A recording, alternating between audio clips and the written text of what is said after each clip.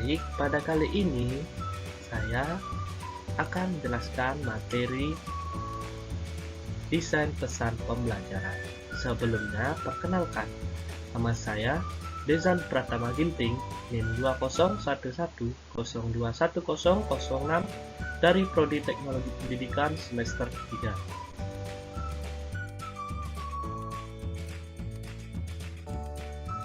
Prinsip-prinsip desain pesan pembelajaran visual. Prinsip persepsi. Apa itu prinsip persepsi? Persepsi adalah proses seseorang mengetahui atau menginterpretasikan atau menafsirkan sesuatu hal melalui organ panca indera. Persepsi ini bersifat relatif daripada absolut. Berikut ini dipaparkan prinsip-prinsip persepsi seperti gambar, tabel atau grafik atau diagram, teks, gambar dan teks secara bersamaan, dan suara. Persepsi terhadap gambar. Hasil penelitian menunjukkan bahwa penggunaan media visual dalam pembelajaran dapat meningkatkan ingatan dari 14% menjadi 38% menurut Pique dalam Silverman 2013. Gambar yang baik adalah gambar yang mampu dipersepsikan sama seperti apa yang diharapkan penyaji pesan.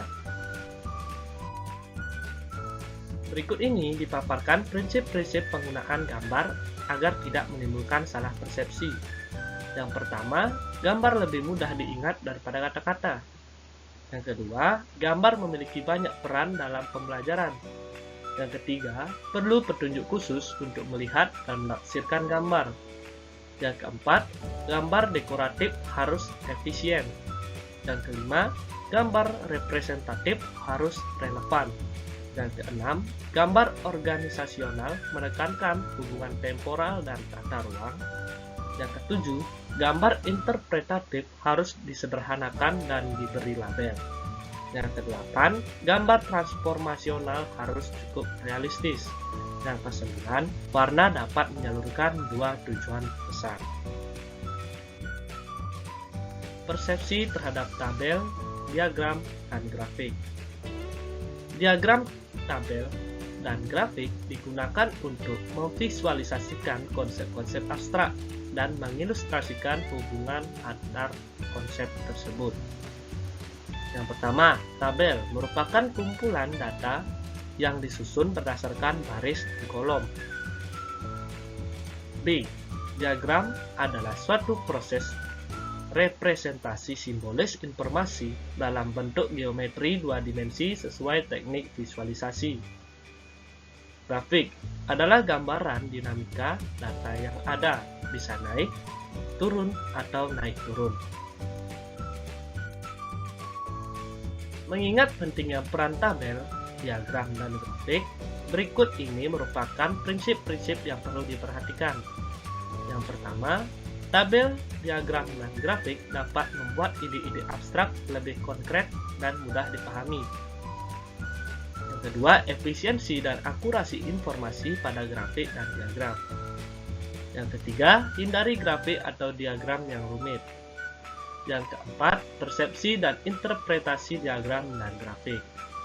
Yang kelima, atur posisi elemen grafik maupun grafik.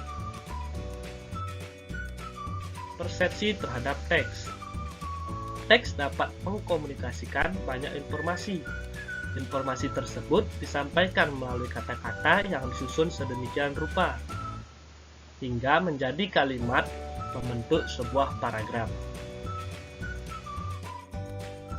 Berikut ini disajikan prinsip-prinsip dalam desain teks. Yang pertama, persepsi terhadap teks tidak berbeda dengan persepsi yang lain. Yang kedua, gunakan kontras untuk menonjolkan teks. Yang ketiga, atur tata ruang teks.